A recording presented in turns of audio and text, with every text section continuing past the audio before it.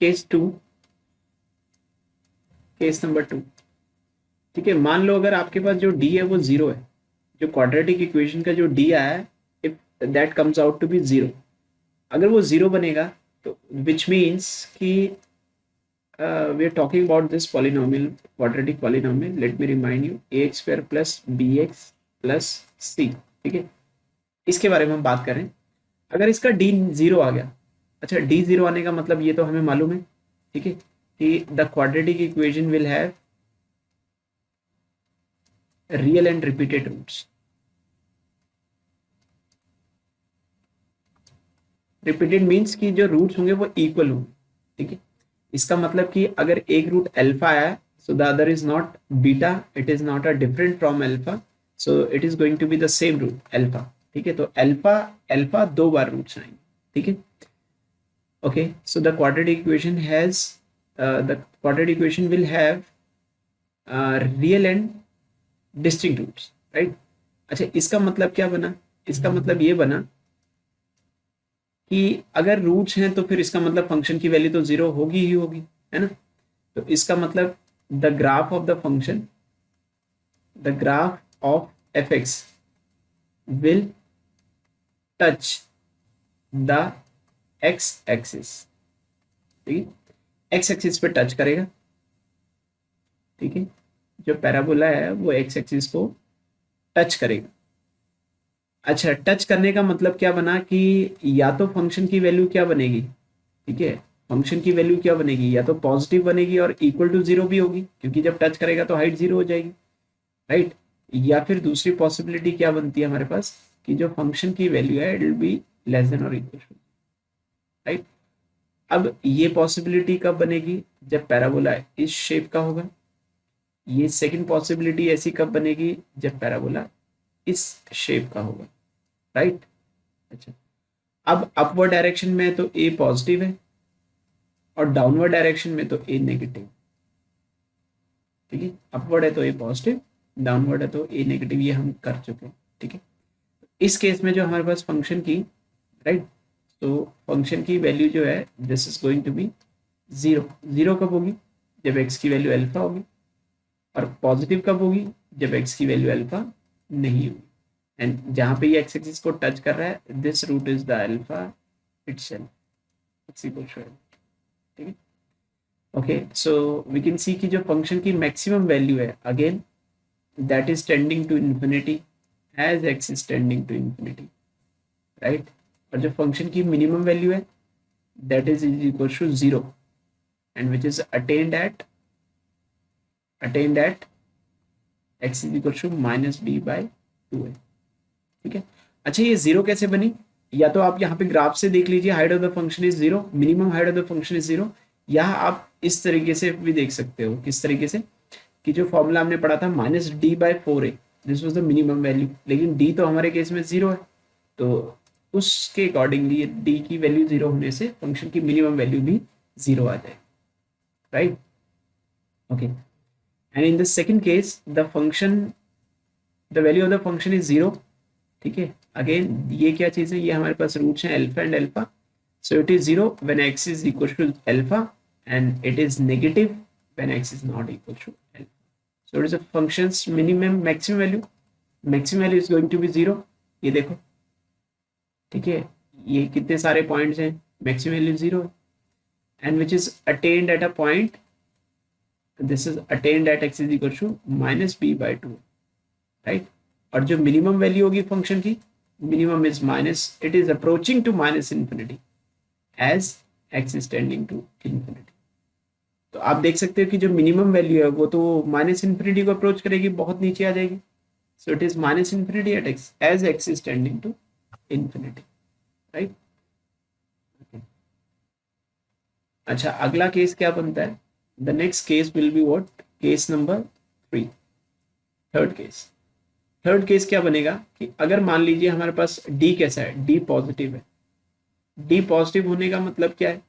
कि D positive होता है तो क्वाड्रेटिक इक्वेशन के कैसे रूट्स होते हैं? The quadratic equation will have real and distinct roots,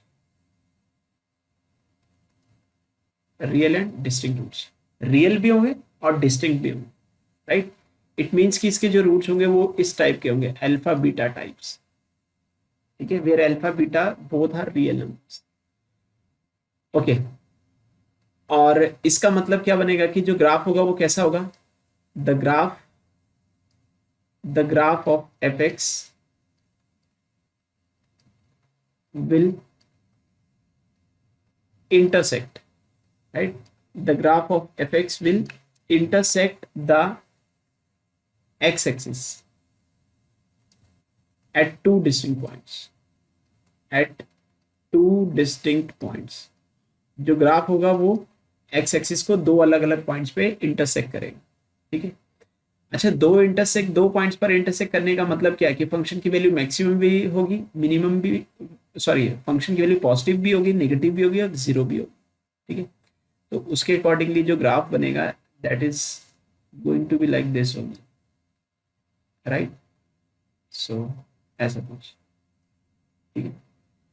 सो जहां पर इंटरसेक्ट कर रही होगी वो रूट्स होंगे, ये अल्फा रूट है and this is the beta root, this is one of the roots alpha and this is the other root as beta, ठीक है।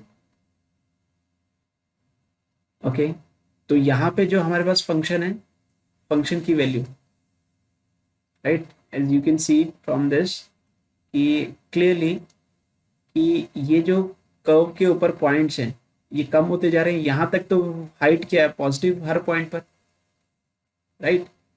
अच्छा, बीटा के बाद इन पॉइंट्स पर भी वैल्यू पॉजिटिव है, ये देखो ये पॉजिटिव है, ये भी पॉजिटिव हाइट है, ये भी पॉजिटिव हाइट है, राइट। अल्फा और बीटा पर तो हाइट जीरो है और इन पॉइंट्स पे अल्फा बीटा के बीच में हाइट नेगेटिव, ठीक है।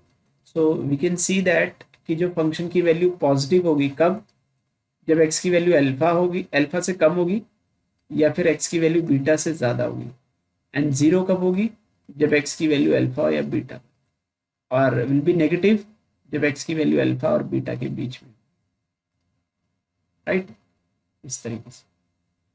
अच्छा, दूसरी चीज, फंक्शन की इसमें मैक्सिमम वैल्यू कितनी होगी, maximum value standing to infinity as x is tending to infinity, और जो फंक्शन की मिनिमम वैल्यू कितनी होगी, मिनिमम वैल्यू तो ये वाली minimum value, right. So again it is the same formula, minus discriminant over 4a and this minimum value is attained at x is equals to minus b by 2, ठीक है।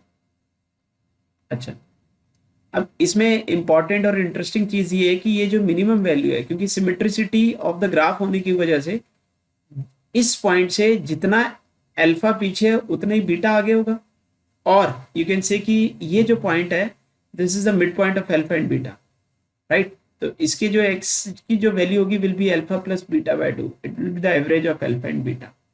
तो आप ये भी कह सकते हैं कि ये जो वैल्यू है this is nothing but the average of the roots, ये एक्स की वैल्यू कितनी है, माइनस बी बाय 2 है, it is equals to alpha plus beta by 2, right. Okay, so the third case जो है